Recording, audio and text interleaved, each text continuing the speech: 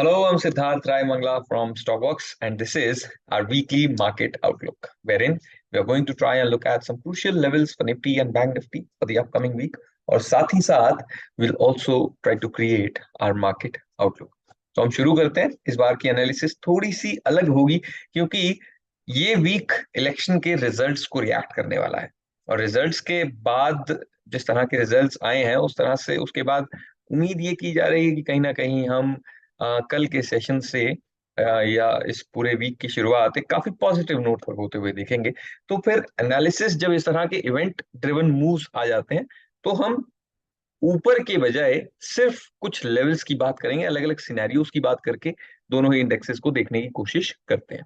तो सबसे पहले अगर हम निफ्टी की बात करें तो अभी करंटली निफ्टी अपने ऑलरेडी ऑल टाइम हाइस के आसपास में ट्रेड कर ही रहा है।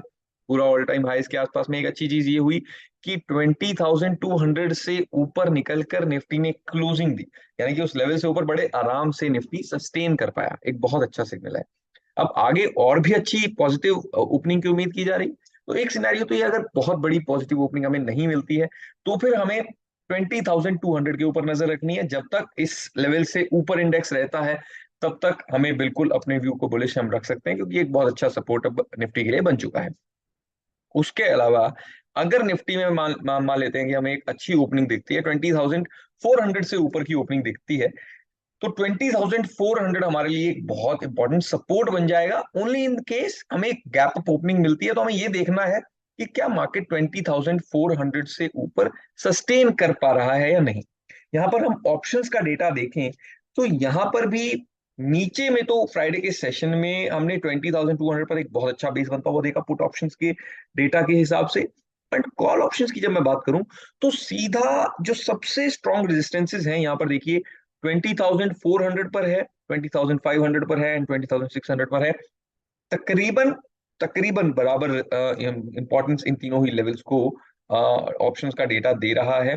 ये बराबर की रेजिस्टेंस इन तीनों लेवल्स को मान रहा है। तो इंपॉर्टेंट ये होगा जिस भी रेंज में इनमें से कहीं भी इन इन इन बुल केस अगर एक बहुत पॉजिटिव केस ओपनिंग मिलती है तो हमें ये देखना है इन तीनों में से किस लेवल के ऊपर बाजार ने ओपनिंग की है, एंड उसके बाद क्या उस लेवल के ऊपर इंडेक्स सस्टेन कर पा रहा है या नहीं। अगर वो सस्टेन करता है then definitely the momentum can continue towards and the momentum can keep becoming better.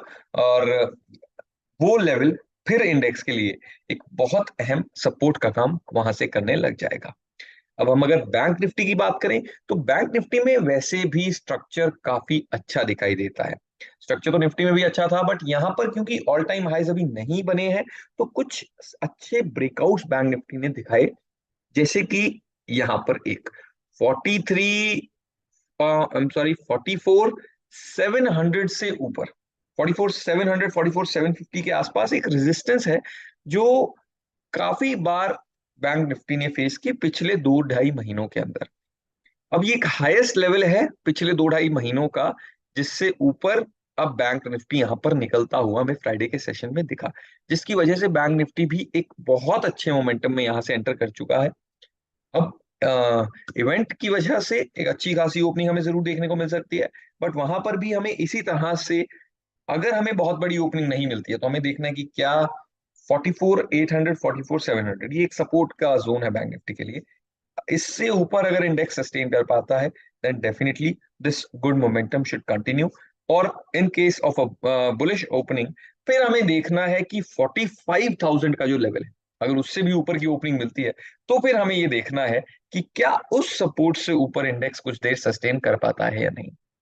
तो ये थे दोनों ही इंडेक्सेस के कुछ crucial levels and along with that our market outlook। मिलते हैं इसी तरह से नेक्स्ट वीक एक और वीकली मार्केट आउटलुक के साथ। अगर आपको ये वीडियो अच्छा लगा तो please like share and subscribe to the stock box channel. Thank you very much.